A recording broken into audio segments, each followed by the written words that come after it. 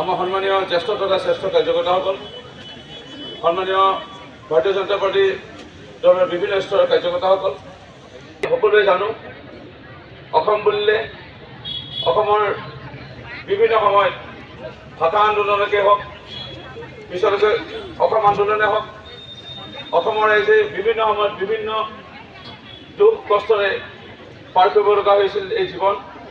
অসমীয়া অস্তিত্বৰ ৰক্ষাৰ বাবে, অসমীয়া ভাষাৰ ৰক্ষাৰ বাবে, অসমীয়া সংস্কৃতি ৰক্ষা কৰাৰ বাবে আৰু অসমৰ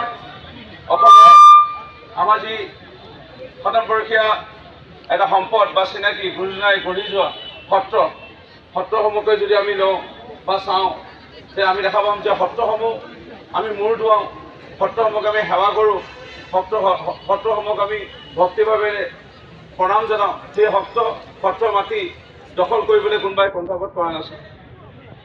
সেই সত্ৰ মাটি কোনোবাই সত্ৰ ভাঙি চুৰমাৰ কৰি পেলাই নিজৰ ঘৰ কোনোবাই প্ৰতিষ্ঠা কৰিছিল।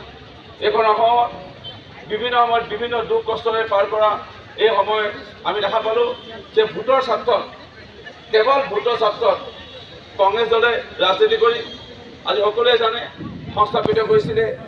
এইসকল লোকক আমি সন্দেহযুক্ত নাগৰিকে কওঁ বা অসমীয়া যিসমূহ বিৰোধী লোকে হওক, এই লোকসকলে আজি আমাৰ প্ৰকৃতিকো নক্সাত কৰি পেলাই তেওঁলোকে জংঘল ভাঙি গছ কাটি তেওঁলোকে নিজৰ মাটি 200 বিঘা থকা স্বত্বেও আকৌ অসমৰ ভৌগোলিক পৰিস্থিতি সলনি কৰা, ৰাজনৈতিক পৰিস্থিতি সলনি কৰা এটা ষড়যন্ত্ৰ লৈ তেওঁলোকে 200 বিঘা মাটি অন্য জেগাত আছে, আকৌ গৈ পেলাই তেওঁলোকে জংঘল কাটি তাতো ঘৰ বনাইছে।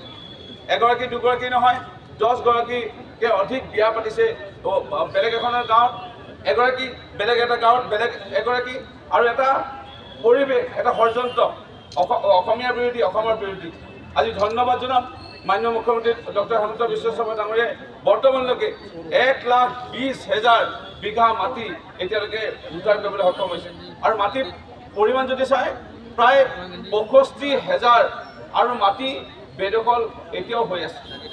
আৰু এই যি পদক্ষেপ মাননীয় মুখ্যমন্ত্ৰী ডক্টৰ হিমন্ত বিশ্ব শৰ্মা ডাঙৰীয়া আপোচবিহীন অসমীয়া অস্তিত্ব ৰক্ষা, অসমখনৰ ৰক্ষা কৰা লৈ পেলাই এজন জোৰছে হাত চাপৰিয়ে মাননীয় মুখ্যমন্ত্ৰী ডক্টৰ হিমন্ত বিশ্ব শৰ্মাৰ আমি